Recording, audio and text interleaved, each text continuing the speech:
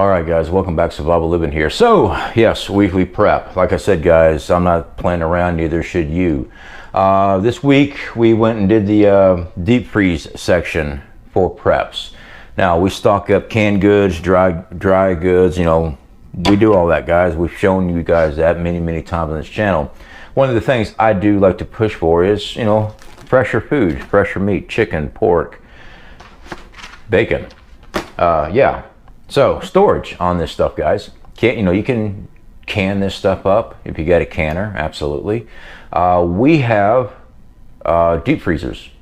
Yeah, we also have solar grid. We also have EMP Shield to protect our solar grid and protect our components. We have the availability of creating alternative power when the grid goes down. And having a deep freeze is just freaking awesome. I love it. It was worth the investment. I paid under 200 bucks for it. And our solar battery banks with our panels, charge it up, no problem, runs it just fine. I shouldn't say charge it up, it runs it just fine. All right, so moving on, I do know there's gonna be comments, well, if the grid's down and the supervolcano erupts, your solar grid will do no good. And you're absolutely correct, absolutely correct. I live down here in Florida and we don't have any issues with our solar grid. Now, if a supervolcano pops off, there's going to be a lot more things to worry about than if my deep freeze is working. Good thing about deep freezes, they also insulate it very well. They last a long time.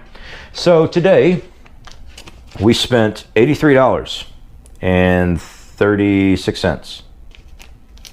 I'm sorry, $82. Here's the picture. $82.36. What I've got chicken.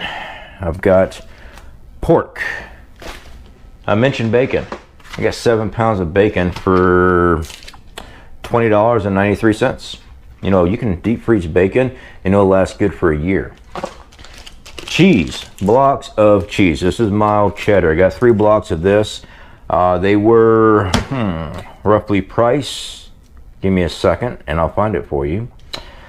$3.38 per. So you can actually freeze this. I do know that there might be some that say, well, you can wax it. You can wax it.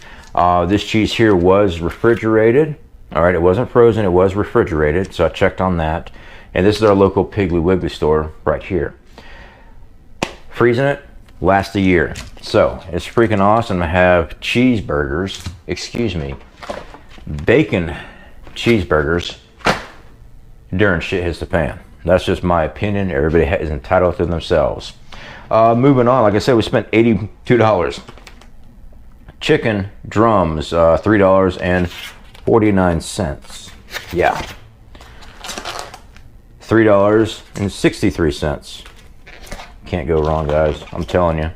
$3.38. All this food will be taken out of these original packages and they will be vacuum sealed and put in our deep freezers.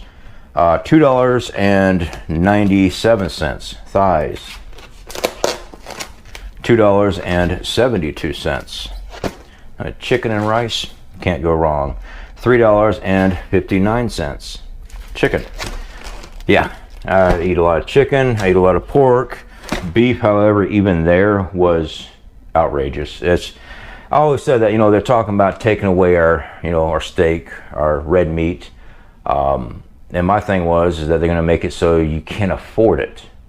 And quite frankly, I can't afford it. I'm glad we have some red meat put away, but yeah, it's just outrageously priced.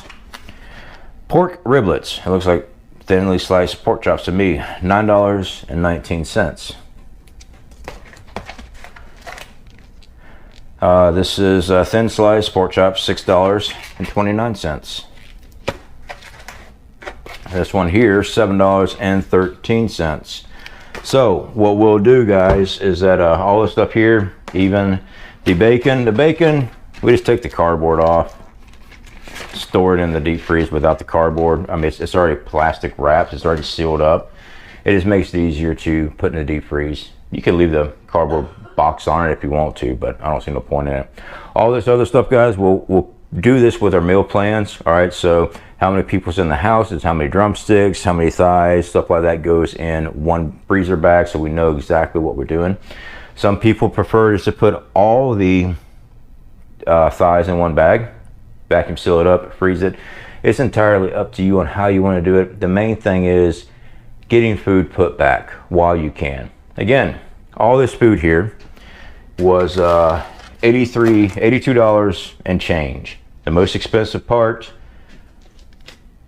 the cheddar, it's almost $4 a block, and these were $2.99 a piece. I mean, that's 7 pounds for $20.93. Chicken, great price. The pork was actually decently priced. All right, so shop around. This is our local Piggly Wiggly here where I live. There's many different places. I mean, just look around, shop around, and stock up. Again, deep freezers work great. You have to be able to power them up. We got gasoline generators, we got fuel on hand, we have solar generators, we have ways of creating alternative power. I rely mostly on our solar grid that we have, and I've done videos on how we built it, how we put it together, how we use EMP Shield, who we are affiliated with, to protect it against a EMP blast, solar flare, any type of high altitude nuke, anything that can affect it with a pulse. We got to protect it. So having a way of deep freezing food is great, not just for food storage, but we're talking hunting, fishing. I've got, I don't know how many catfish in there right now. I actually need to go through it because we cycle our food through from fishing. I mean, I've shown videos many times. I'm out there fishing all the time. That's because I'm putting preps back as much as possible. And I use chicken as bait for catfish. Works great. You need to be able to preserve your game. Now, you can salt it down, salt cure it and everything else, which is great on paper. It is. Have you done it yet? Have you done it successfully? I have. I grew up that way. But for those that like to type it in, oh, all you got to do is salt cure, all you got to do is this, all you got to do is that. Are you actively doing it? Saying you read something or seen a video of somebody else doing it does not mean it's going to work for you. So let's just say you get yourself a nice big game, all right, which is probably not going to happen during shit hits the fan. You're usually going to be surviving off squirrels, rabbits, rodents, whatever, fish. And now you're going to go preserve it because you don't have any way of preserving it. But you watched a video and you read a book, so now you're an expert, and it doesn't work because you have not been training in that skill like you should have been. I want to teach outdoor survival. I'm trying to teach you to go out and use that as an application. Go out and do it. But most people online don't. They think if they see it, watch it on TV, they got it all worked out and they're ready. For those individuals, you're in for a horrible wake-up call.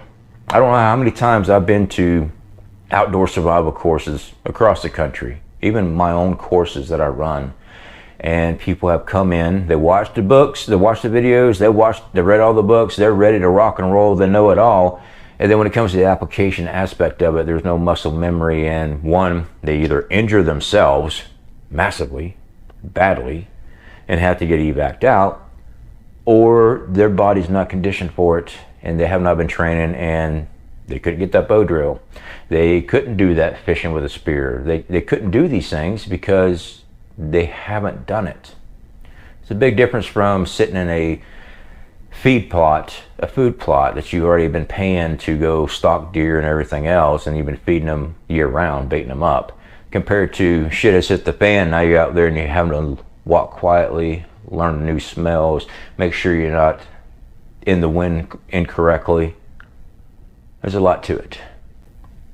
Easiest, best way right now, start stocking up now. At least you have a way of feeding you and your family while you're out there trying to get game.